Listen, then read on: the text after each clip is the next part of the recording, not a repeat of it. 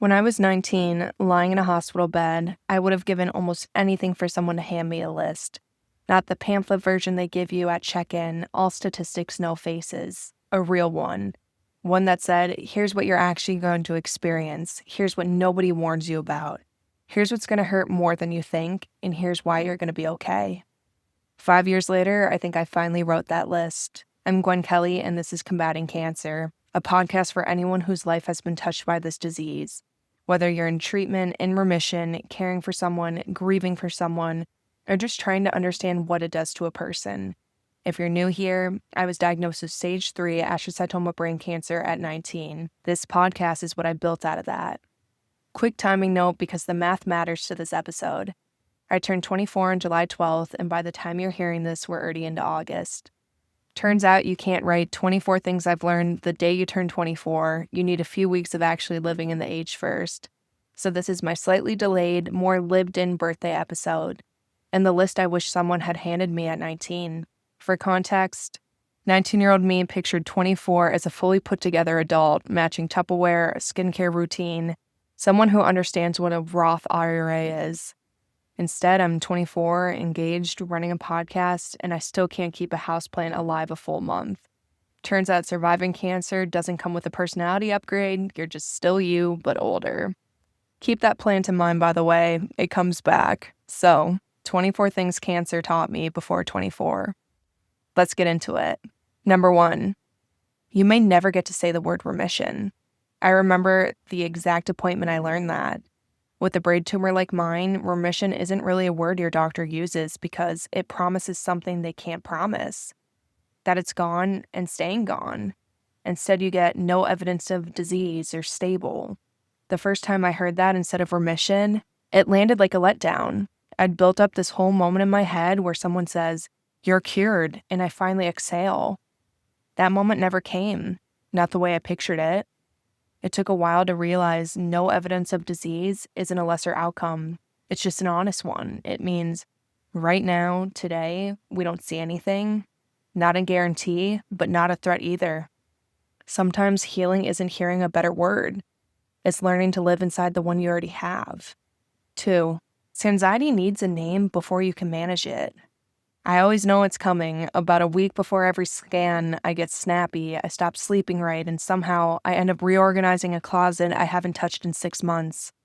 My fiancé has learned to just quietly back away when he sees me pulling out garbage bags for no occasion.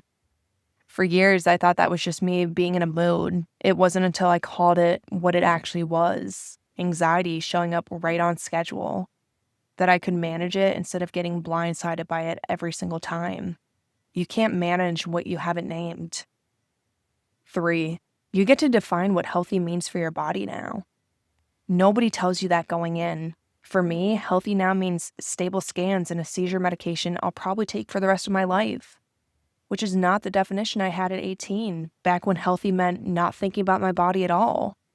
I spent a long time measuring myself against that old version, and that comparison is part of what kept me from feeling okay again.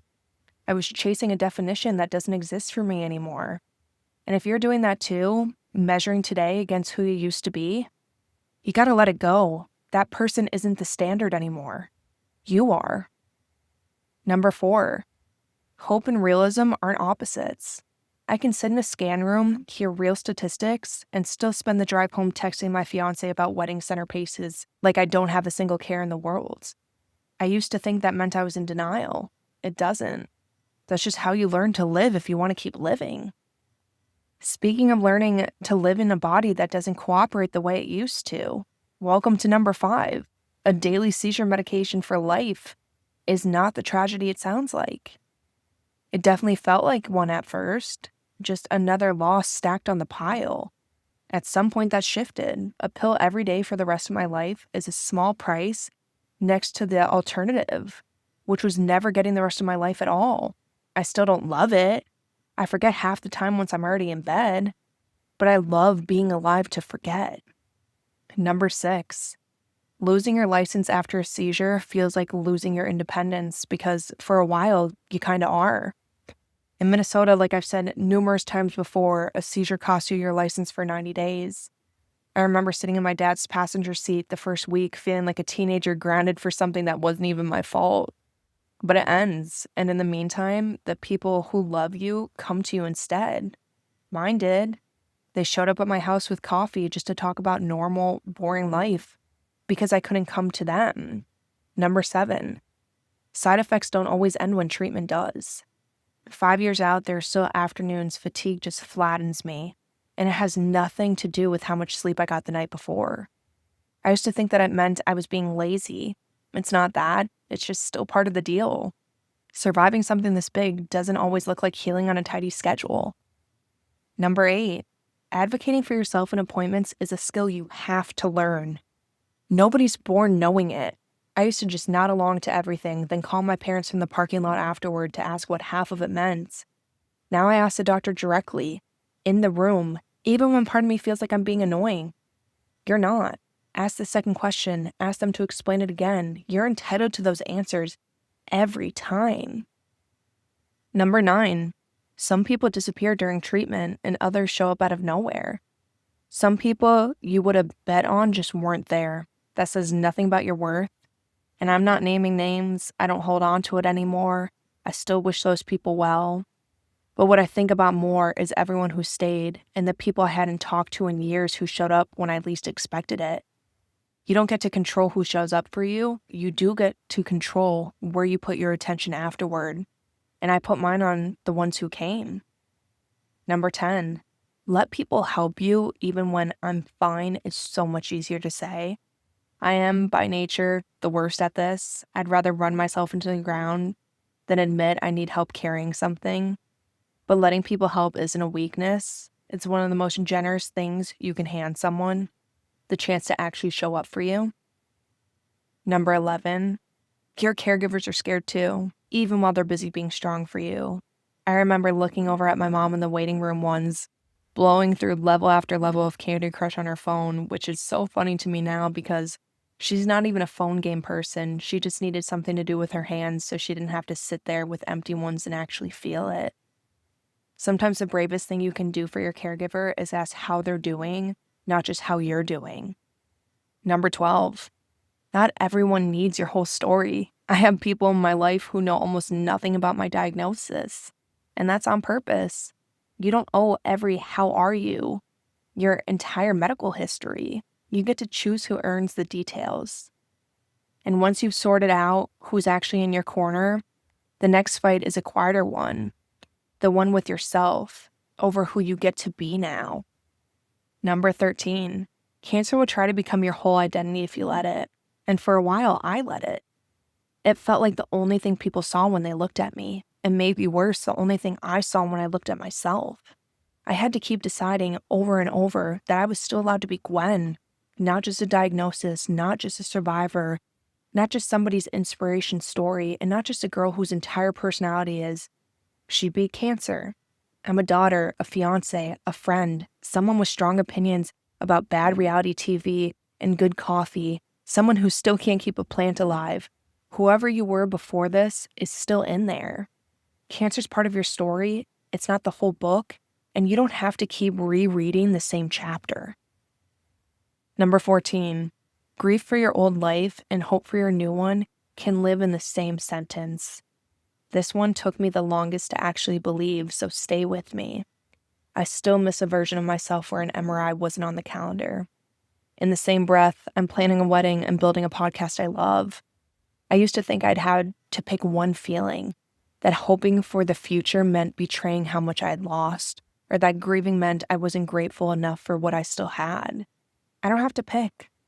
Grieving something and building something can be true on the same Tuesday, sometimes in the same hour. Neither one cancels the other out. If you're doing both right now, that's not confusion. That's just what healing actually looks like, as opposed to what we pretend it looks like. Number 15, you don't owe anyone inspiration. Some days, I really don't want to be anyone's example of strength. I want to sit on my parents' couch, eat cereal for dinner, and not have one single profound thought about cancer. A bad day doesn't have to be secretly meaningful. Sometimes tired is just tired. Number 16, confidence rebuilds on a completely different timeline than your body does. Nobody talks about this one enough. Your body can be stable, scans clean, everything fine on paper, and you can still catch your reflection and not recognize the person looking back. New scars, hair that grew back different, weight that shifted from steroids or just from surviving something. For a long time, I figured whatever confidence I used to have was just gone. Collateral damage. Another thing cancer took. I remember genuinely wondering if anyone would ever want to date the version of me that came out the other side of this. Turns out confidence doesn't come back because your body goes back to normal. It comes back because someone at some point, maybe someone else, maybe just you on a good day, looks at the whole picture, scars included, and decides it's not something to apologize for. My fiance met me after all of it, and it never once occurred to him to see any of it as damage. That recalibrated something in me faster than any mirror ever could. Your body keeps a record of what it survived. That's not the same thing as being less worth loving. What nobody prepares you for, and this is going to be number 17. Cancer doesn't make your other problems disappear. It just reorganizes them. People still ask you to pick a side in group chat drama. Friends still spiral over a text that took 4 hours to get a reply. I'll sit there nodding along while some quiet part of my brain is doing math on what my next MRI is.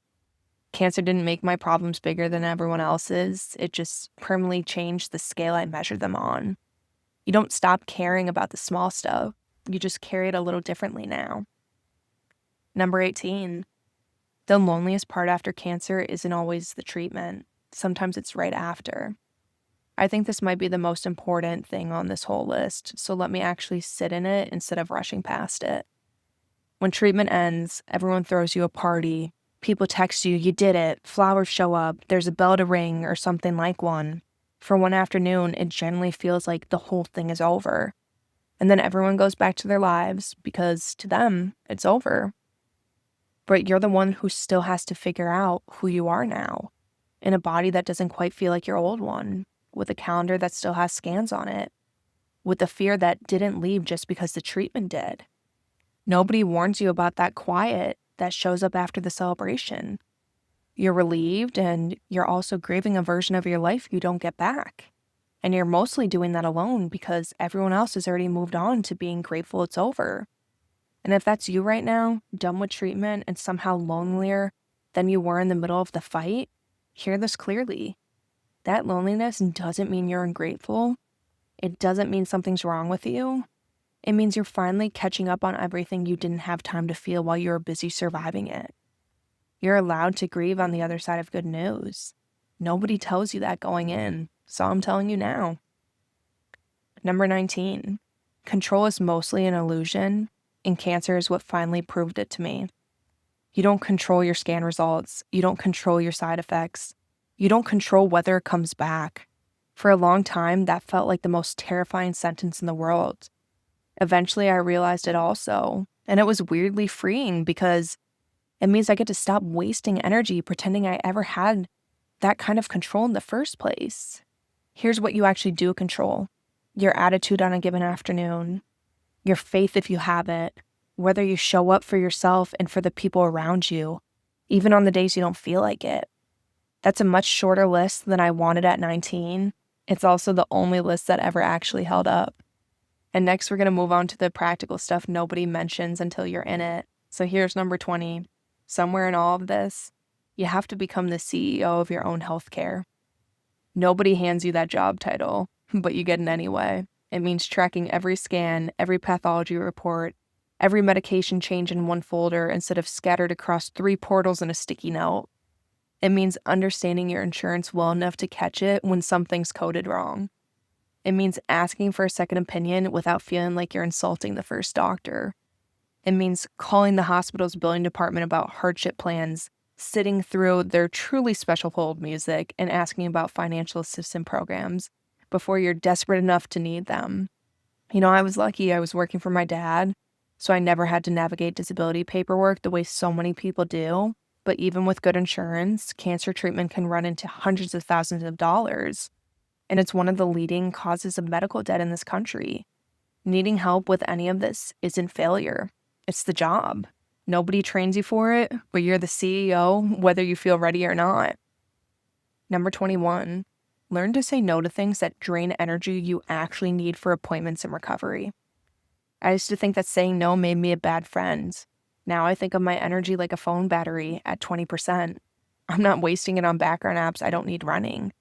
It's a resource now, not an infinite well. Number 22, faith didn't make the fear disappear. What it gave me was something steady to hold inside the fear. There's a verse I kept coming back to, John 13:7, Jesus telling his disciples, "You do not realize now what I am doing, but later you will understand." For a long time, I asked, why me? Why this? Why now? On a loop. I don't know exactly when I stopped needing the answer, but I'm grateful now to have a place where I can help people instead of just feeling like a statistic. When I was first diagnosed, all I could find online were survival numbers, cold percentages with no faces attached. If that's all you can find right now too, I hope this counts as one real story with an actual face on it. You're not just a number either. Number 23. It's okay to be angry with God and still believe in Him. It's okay if your prayers don't sound like healing. There were nights I prayed and in the same breath I'd ask God why He'd let this happen to a 19-year-old. Neither prayer made me less faithful. Some of my most honest ones during treatment weren't, "Please heal me," at all. They were, "Please just let me get through the rest of the day without falling apart." If yours sounds more like that right now, it still counts. Faith was never supposed to mean pretending you're not furious sometimes. And number 24, you don't need the why to trust that there's a purpose. I still don't fully understand why this happened to me at 19. I've made my peace with maybe never fully knowing, but I trust there's a reason, even in the parts I still can't see. So that's 24. Some of these took me years. Some I'm still learning 5 years into this. If there's one thing I hope you take from today, it's that you don't have to have it figured out. None of us do. You just keep learning one thing at a time, the way I did, appointment by appointment, birthday by birthday, which brings me back to the day itself because that's really where this whole episode started. Every birthday still carries a little melancholy for me. There's a small, quiet part of me that shows up each year because 19-year-old me in that hospital bed wasn't sure she'd see 20, let alone 24. At 19, I would have been grateful just to know I'd made it this far. 24-year-old me knows something even better. Life didn't go back to normal. It became something entirely different, harder than I expected in some ways, more beautiful than I imagined in others. Every year, my mom gets me the same big birthday donut cake she's been getting me since I turned 19. Way too much frosting, exactly the same every time, and that's exactly why I love it. It's become the quiet tradition that says, without either of us saying it out loud, we didn't know if we'd get to keep doing this. And here we are again. Thank goodness we don't put 24 candles on a donut or my mom would need a budget for a better smoke detector, but jokes aside, that cake means more to me than almost anything else about my birthday because it's proof that I'm still here to blow out the candles at all. Still no closer to owning matching Tupperware, still killing houseplants on a schedule you could set a watch to, but I'm here. And if you're listening to this from a hospital room today, or a chair in an infusion center, or a parking lot after an appointment you don't want to talk about, I hope this list becomes the one I wish someone had handed me. So thank you so much for spending this part of your day with me and for celebrating this birthday with me in the best way I know how. If this episode resonated, share it with someone just starting this walk who could use a real list instead of a pamphlet. And as always, you are never alone in this fight, and I will talk to you all next Wednesday.